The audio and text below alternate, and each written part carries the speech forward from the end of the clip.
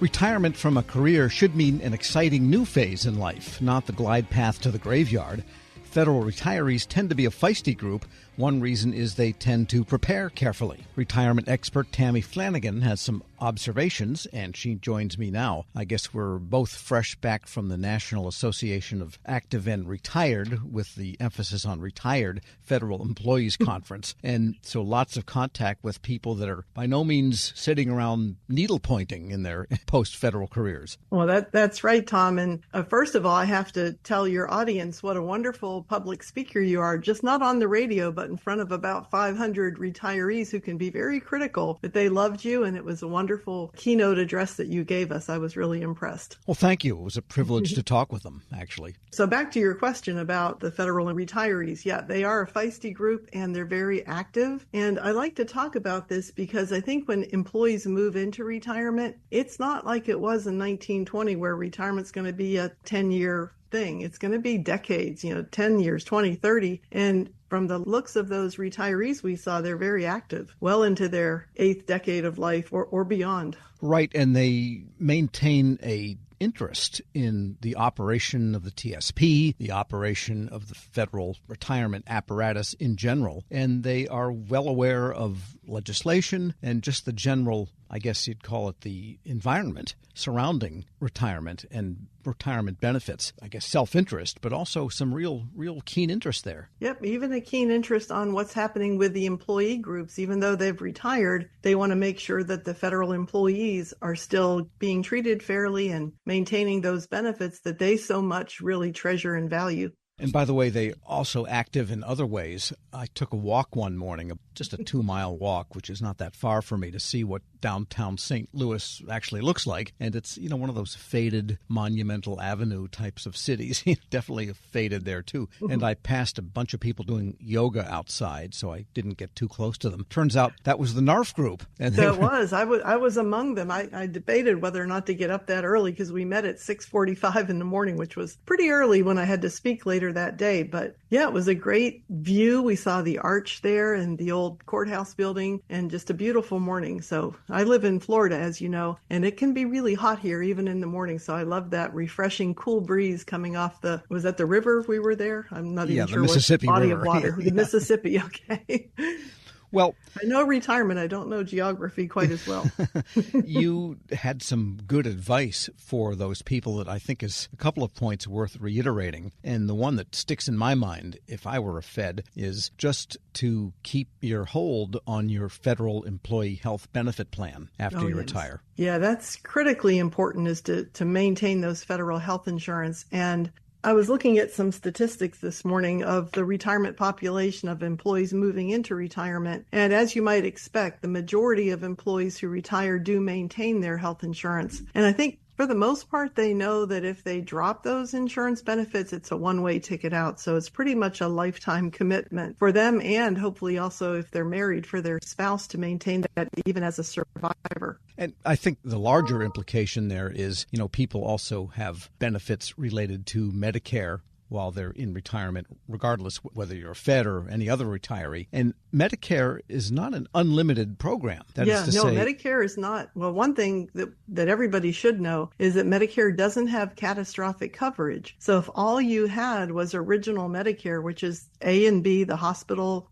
part and the outpatient part, that's not enough. It's okay if you stay pretty healthy, but if you have some chronic illnesses later in life, you've got to have something to supplement Medicare. In the private sector, people have Medigap plans or Medicare supplemental plans, or over half of Americans on Medicare have an Advantage plan. The ones that are sometimes advertised on late night TV by Joe Montana or the Fonz or whoever else is on there giving those ads. So we in the federal sector of that area, with Medicare, we use federal health benefits to supplement Medicare, or if you're a military retiree, you're using TRICARE for life. So it's a little bit narrower group of benefits to choose from, but very, very valuable and very good supplements, very good. We call that wraparound coverage. That term was coined, I think, by Walton Francis from the Checkbook Guide, but I like that because it does wrap around Medicare, leaving you with very little out-of-pocket expense. But the thing is, federal retirees have a choice. They don't have to enroll in Medicare. They can still maintain their federal health insurance without adding Medicare to it. That is, with the exception of upcoming postal retirees. Postal employees who retire after this year will be required to have Medicare. Otherwise, they stand to lose their health insurance, very similar to how our military folks are. And everybody else in the economy.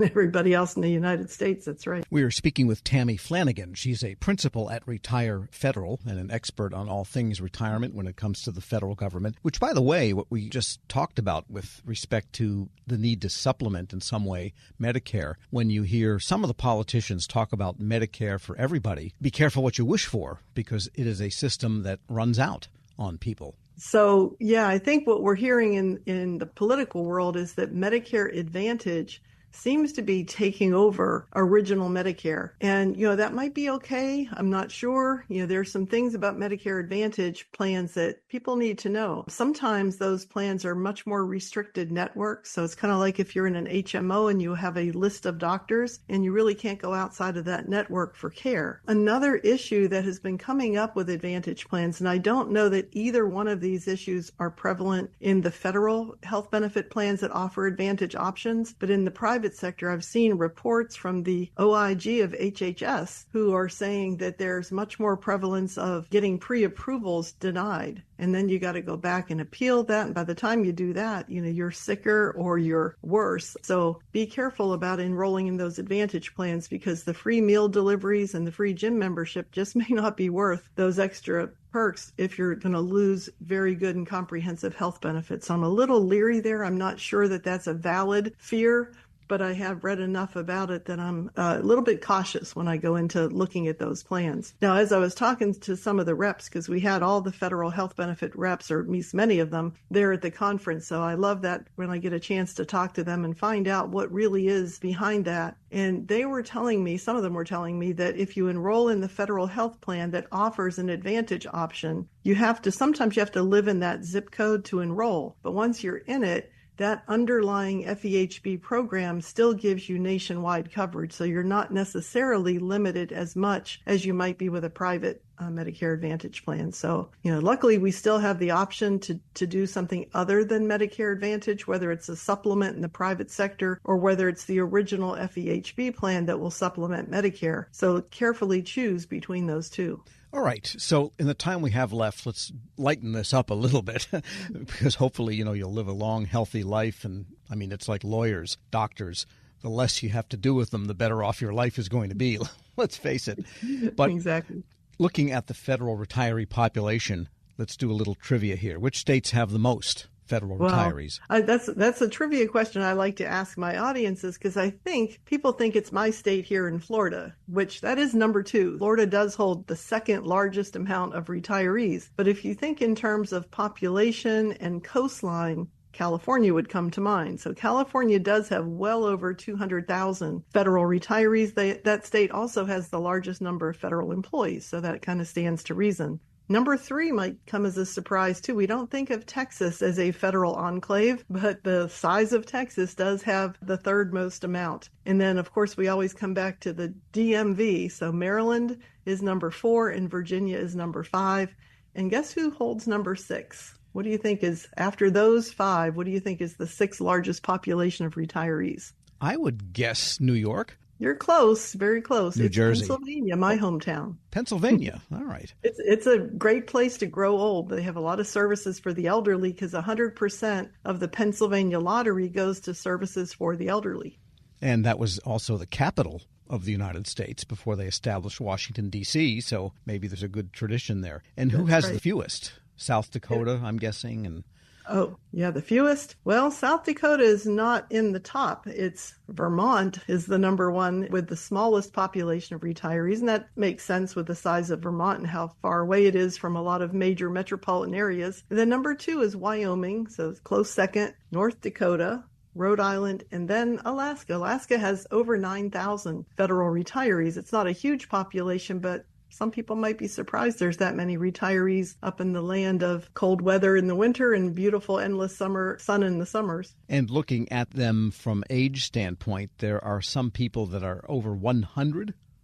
Yes, it's surprising because we do have a growing population of centenarians. According to the Census Bureau, that is, I think, the largest or the fastest growing segment of our population.